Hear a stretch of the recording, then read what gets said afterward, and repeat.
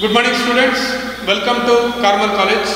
Myself N. Sridhar from the Department of Mathematics. First of all, I congratulate each and every one of you for choosing science stream. You coming back to maths. See, maths plays a huge or mathematics plays a huge significance in your science stream, irrespective of the combination you choose. That's why it is compulsory subject. And if I want me to tell for you people the significance of maths, I just quote one sentence.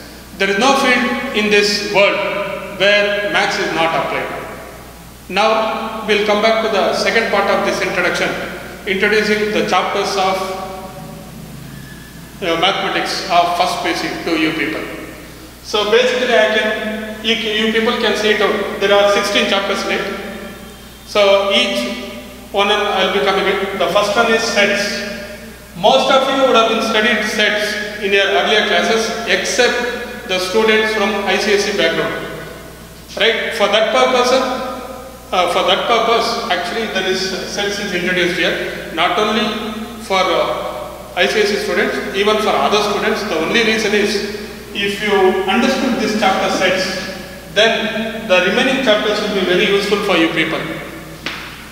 And if you can understand this chapter sets, then relation and functions is useful. This chapter may be new for you. It's not new for you actually. Only thing is you are not studied under the name called as functions. You have studied modulus function, polynomial, right? Trigonometry functions you have studied. All this comes under the heading called as functions. We go for little more detail in the chapter called as relation and function. Now, the most important chapter of your full, it comes under here, trigonometry, right? You know this three words are there, trigonometry. This should be like your alphabets of your next mathematics career as a student or as this one, right? If you doesn't know trigonometry, keep it in your mind, you cannot do anything in mathematics. That's why I am telling it again, trigonometry is like your alphabets. I know many of you have become like what is sin theta, cos theta, tan theta, you all studied. You should be knowing that as your mathematical alphabets. Your English alphabets will help you to be strong in English. This trigonometry is like alphabets in mathematics. Coming back to the fourth chapter, it is principles of mathematical induction. This process of proving is new for you people, right? And we will be studying a new things in the concept called as mathematical induction. In this one, so many proof of other things which you already proved, we will be proving in a different method. Then comes the chapter called as complex numbers. See, so far you have learned only real numbers. You would have been had a few terms called as imaginary. You would have been stopped there.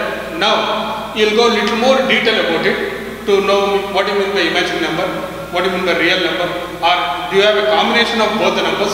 It comes under this chapter called as complex numbers.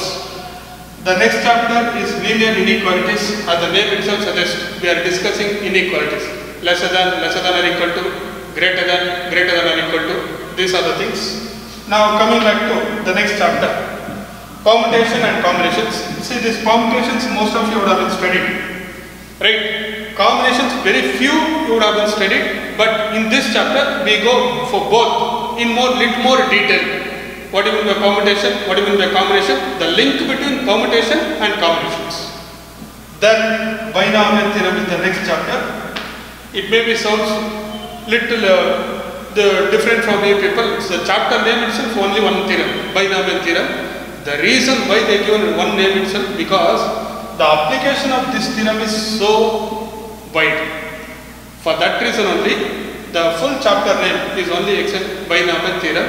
It holds good for any integral power, whether it is applied for number or whether it is applied for algebraic terms. Right? In this one, you will be studying the theorem and also properties of it, so that so many calculations of it. Example, 105 to the power of 8, 201 to the power of 4 can easily be calculated.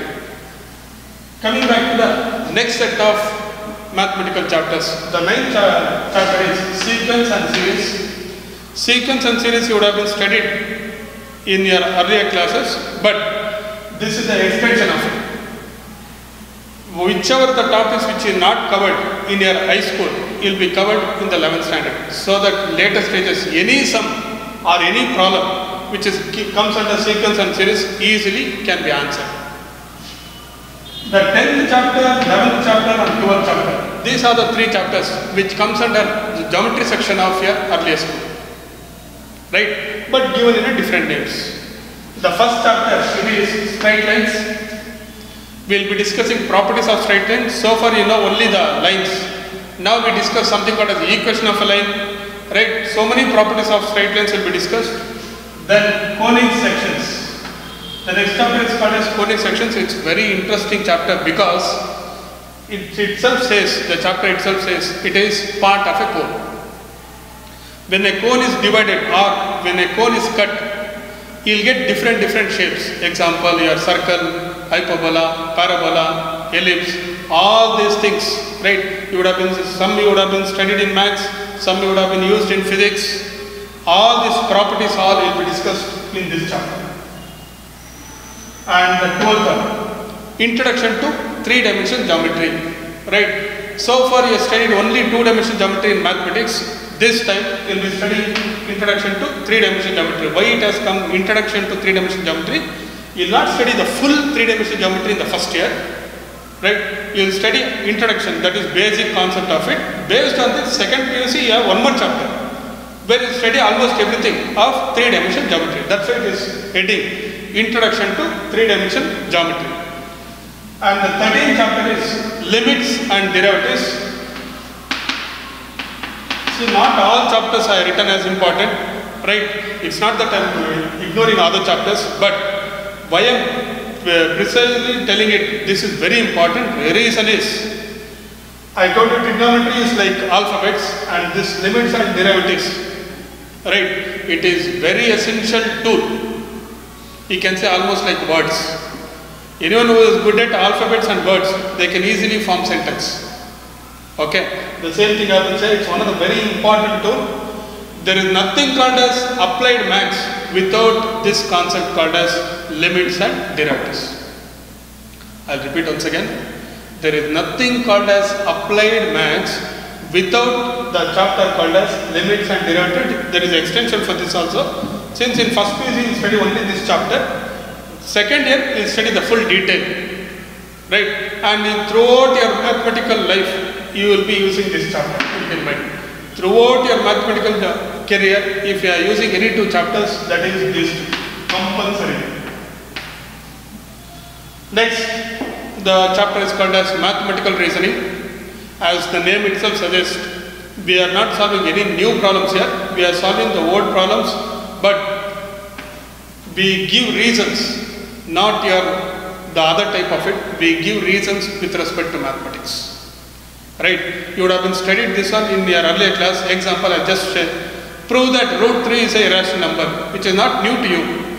But we define things in a different order in the chapter called as mathematical reasoning. Then the 15th chapter is called as statistics. So whatever you have studied in high school, the same thing will be extended. We will go for a little more deeper, the statistic chapter of it. Then the 16th one, it is probability. Actually the chapter should be sounding like introduction to probability, because in this one we go for introducing the chapter called as probability, which detailedly explained again in the second PUC. So this is with respect to the 16 chapters what you are going to study in your first PUC, right? Among these 16 chapters, according to the guidelines of Karnataka PU Board, we may take out one or two, we may or may not take out one or two chapters, it depends on it. But as of now, these are the 16 chapters comes under first PUC mathematics. Thank you.